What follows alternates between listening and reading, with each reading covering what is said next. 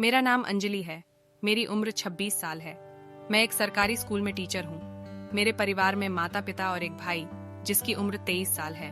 मेरे माता पिता पिछले 4 सालों से मेरी शादी के लिए जोर दे रहे हैं, पर मैं उन्हें टाल देती हूँ।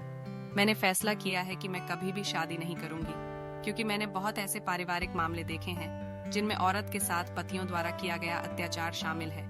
इसलिए पुरुषों के प्रति मेरी एक अलग तरह की सोच है। इसी सोच के कारण मैंने शादी न करने का फैसला लिया।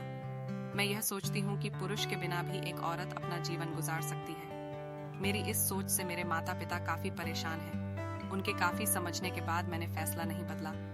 मेरे माता पिता ने मेरे सामने हार मान ली और उन्होंने मेरे भाई की शादी कर दी। मेरी भाभी का नाम पूजा है और बहुत सुंदर है। मेरा भाई भी काफी खुश है।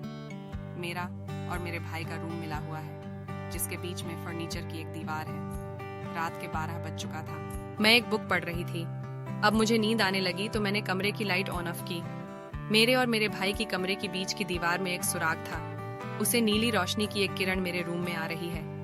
ना चाहते हुए भी मुझे उस नीली रोशनी की तरफ जाना पड़ा, और जहां से वह नीली रोशनी आ रही थी वहां पर आंख लगाकर देखा तो अंदर देखते ही मेरा शरीर कांपने लगा और मुझे पसीना आने लगा, क्योंकि मैंने जो देखा वह जिंदगी में पहली बार देखा। मेरा भाई और मेरी भाभी पूजा दोनों बिना कपड़ों के बिस्तर पर लेटे थे और दोनों एक दूसरे को प्यार कर रहे थे। भाभी नीचे लेटी हुई है और मेरा भाई उसके ऊपर लेटा है। वह पल मेरी जिंदगी का सबसे अनोखा पल था। मैंने देखा कि वह दोनों एक दूसरे में इतना खोए हुए हैं। मुझे इस पल यह एहसास हुआ कि जिंदगी में इससे बढ़कर कुछ नहीं है। एक औरत बिना मर्द के कुछ नहीं है और एक मर्द बिना औरत के कुछ नहीं है।